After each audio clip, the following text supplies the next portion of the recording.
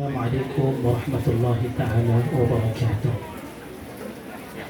Yang saya kasihi ayahanda saya Tuan Haji Abdul Samad dan juga bunda saya Hidayah Haji Hidayah binti Muhammad. Yang saya hormati dan saya kasihi orang-orang mama, tahap-tahap kita kata, tok-tok kita, nenek-nenek kita, sama ada yang berdatuk tanpa cucu ataupun yang berdatuk dengan cucu, semuanya kita hormati dan kita kasihi. Tak dilupakan juga pada pangkat bapa-bapa saudara kita dan juga mak-mak saudara kita. Tak dilupakan pada pangkat cucu-cucu, pada pangkat saya, kiranya saya ni cucu ataupun derek cucu lah, orang kata generasi yang ketiga atau generasi yang keempat, serta seluruh yang menjayakan hari keluarga yang rasa-rasanya dalam hidup saya sendiri ini kali pertama kita adakan. Wallahualam kalau ada sebelum lagi pada ini, mana kata saya yang tak ada. Namun syukur pada Allah ia dapat dilaksanakan pada hari yang Nabi SAW katakan hari yang paling terbaik. Dalam satu sabda Nabi SAW Nabi menyatakan khairu yawmin tala'at fihi syams yaumul Jumaat. Hari yang paling baik matahari terbit padanya ialah hari Jumaat. Tambahan pula kita masih lagi dalam suasana Aidil Fitri, di mana Allah Azza wa Jalla memberikan kurnia selepas daripada kita melaksanakan ketaatan di bulan Ramadan. Allah berikan kegembiraan selepas daripada kegembiraan kita beribadah, iaitu kegembiraan menyambut kemenangan melewaskan hawa nafsu kita mudah-mudahan. Dan kemudian Allah berikan kegembiraan kita berukhuwah ataupun bersaudara, di mana ianya merupakan satu daripada kurnia Allah yang terbesar. Antara matlamat kepada penciptaan manusia itu sendiri, Tuhan disebutkan dalam surah Al-Hujurat juzuk yang ke-26. Allah menyatakan, wahai manusia, sesungguhnya kami menciptakan kamu lelaki dan juga perempuan, dan kami jadikan kamu itu berkabilah-kabilah dan juga berbangsa-bangsa, tujuannya untuk bertemu. Dan bila mana kita bertemu, Allah Azza wa Jalla menyatakan jelas bahawasanya ianya bukan tujuan untuk kita menunjuk siapa yang paling baik daripada sudut zahirnya, tetapi di sisi Allah itulah yang dinilai. Inna akramakum indallahi atqakum, yang paling mulia di kalangan kita tak ada siapa yang mengetahui melainkan hanya sanya Allah. Maka pagi ini takdirnya Allah Azza wa Jalla menentukan saya yang berbicara di hadapan, walaupun di hadapan saya sebenarnya ada ustaz-ustaz yang hebat, Ustaz Mustaudin, ustaz kita yang lama, Ustaz Fitri kita, juga yang lain-lain daripadanya, orang-orang yang hebat yang sepatutnya saya tak layak untuk bicara pagi ini. Tapi mudah-mudahan pemilihan ini juga kita kata adalah satu perkongsian daripada kebaikan pertemuan bersaudara, bukan takat kita menghubungkan apa yang dikatakan jalinan kekeluargaan yang biasa, tetapi yang paling utama kita cuba untuk menghubungkan jalinan yang lebih tinggi daripada jalinan kekeluargaan, iaitu jalinan keimanan dan ketakwaan kepada Allah Azza wa Jalla. Sebab apa perkara ini paling penting? Satu ketika nanti Allah menyebutkan dalam surah Asy-Syu'ara ayat yang ke-88 juzuk yang ke-19, Allah kata yauma la yanfa'u malu wala banun illa man atallaha biqalbin salim. Allah kata akan tiba satu saat, hari ini kita dapat berhimpun, jumpa, bergembira sebab ada saudara. Ada orang lain sedih sebab tak ada saudara, nak balik kampung pun tak boleh. Kita dapat balik kampung, alhamdulillah jumpa saudara mara. Seronok kita, Allah berikan ruangan itu untuk hidup dunia.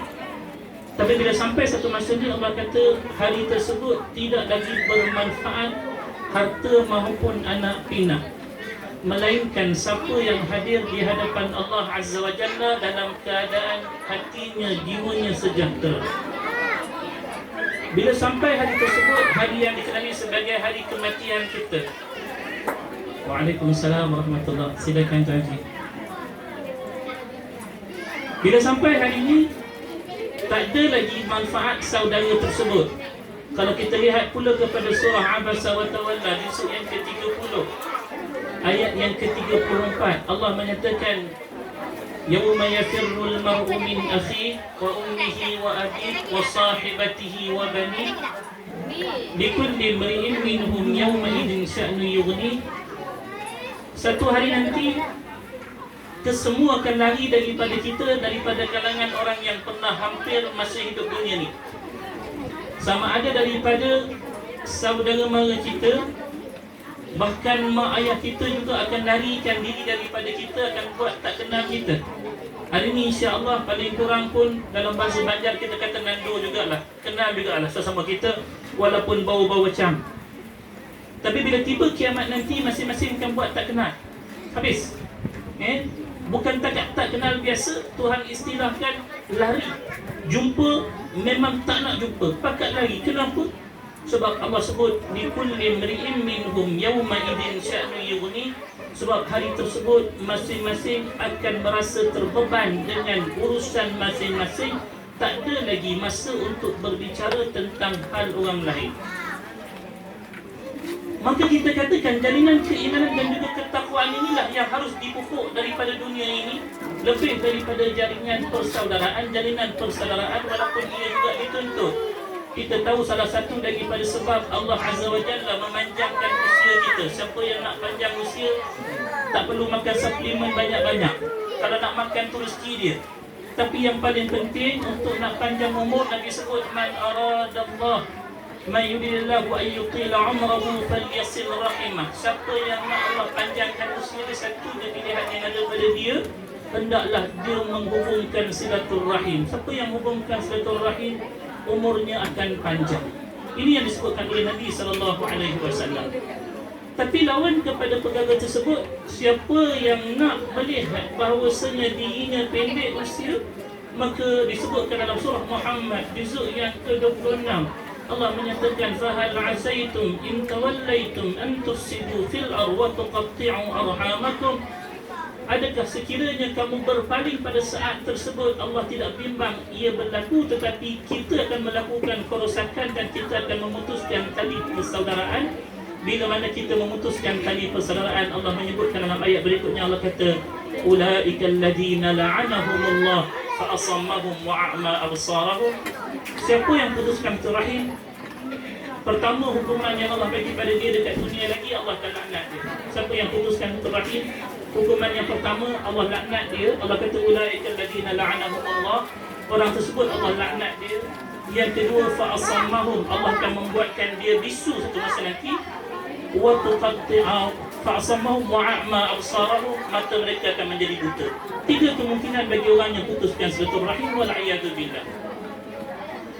Maka kita katakan keadaan-keadaan yang dengan kebaikan-kebaikan persaudaraan ini, dengan tujuan keimanan ini penting, selain daripada kita kata menghubungkan silaturahim yang biasa, maka pada waktu inilah Allah sebutkan dalam surah Tur ayat yang ke-21, keadaan yang berbeza daripada keadaan orang lain. Bila mana sampai kiamat, semua pakat lagi belaka, tak nak mengaku saudara.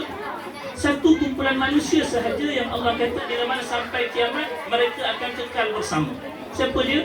Allah sebut dalam surah At-Tur ayat 21, Allah kata walladzina amanu wattaba'athum dzurriyyatuhum biimanin alhaqna bihim wama alatnahum min 'amalihim min syai'.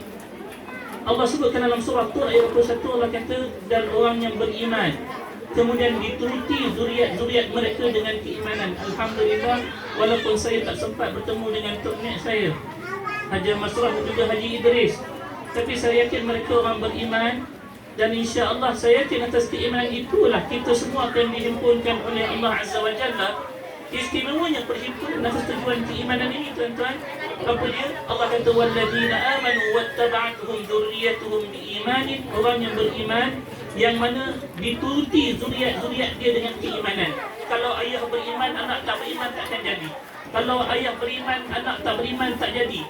Kalau anak beriman, cucu tak beriman takkan jadi. Syarat dia mesti kesemuanya berhimpun atas keimanan, baru Allah berikan privilege ini. Apa dia privilege ini? Allah kata alhaqna bihim, Allah akan buatkan mereka itu berhimpun dalam keluarga mereka sendiri.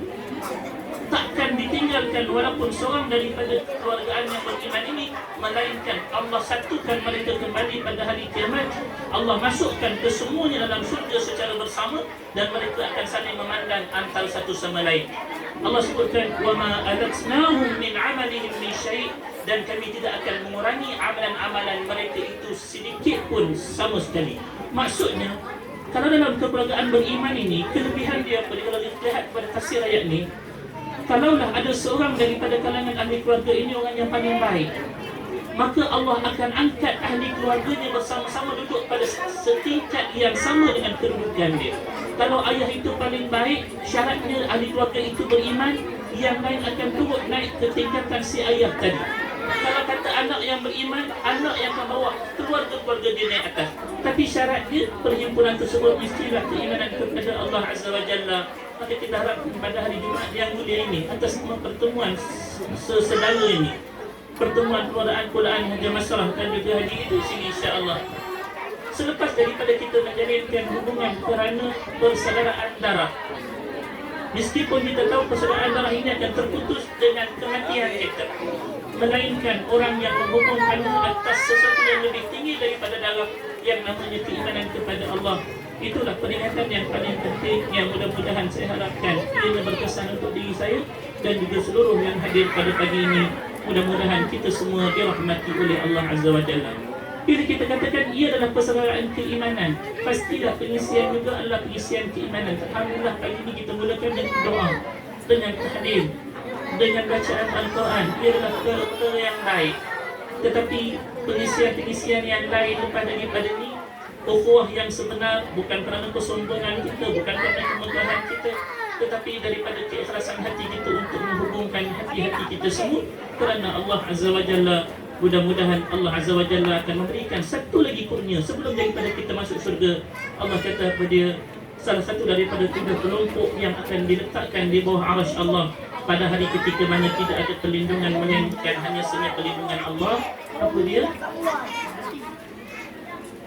Rajulani tahabba fillah ijtama'a alaihi wa tafarraqa alaihi. Bila mana ada 2 jiwa yang mana mereka itu berkasih kerana Allah, bukan berkasih kerana kebendaan, bukan berkasih kerana yang lain, tapi semata-mata kerana Allah Azza wa Jalla, Allah akan letakkan dia itu bawah arasy Allah waktu ketika mana hari yang sangat-sangat panas itu hari hisab nanti, mereka akan dihimpunkan oleh Allah. Maka lepas daripada kita kata kita buat perhimpunan ini, masing-masing setelah kita bertemu muka, tengok kenal muka ni, letakkan dalam jiwa kita, saya mengasihi kamu, saya mengasihi kita semua kerana Allah Azza wa Jalla. Dan mudah-mudahan apa yang dijanjikan oleh Nabi SAW letak duduk bawah arasy ini, Allah akan berikan kita satu masa nanti. Ini 2 perkara yang saya sebutkan sebagai tazkirah. Tazkirah tidak lebih dari 2. Masuk 3 jadi banyak. Maka bila kita 3, dia nama jamak. Jamak banyak, maka bila kita jamak, ia bukan lagi tazkirah. Cukup dengan 2 perkara. Aqulu qawli hadza wa astaghfirullahal azim li wa lakum. Wassalamualaikum warahmatullahi taala wabarakatuh.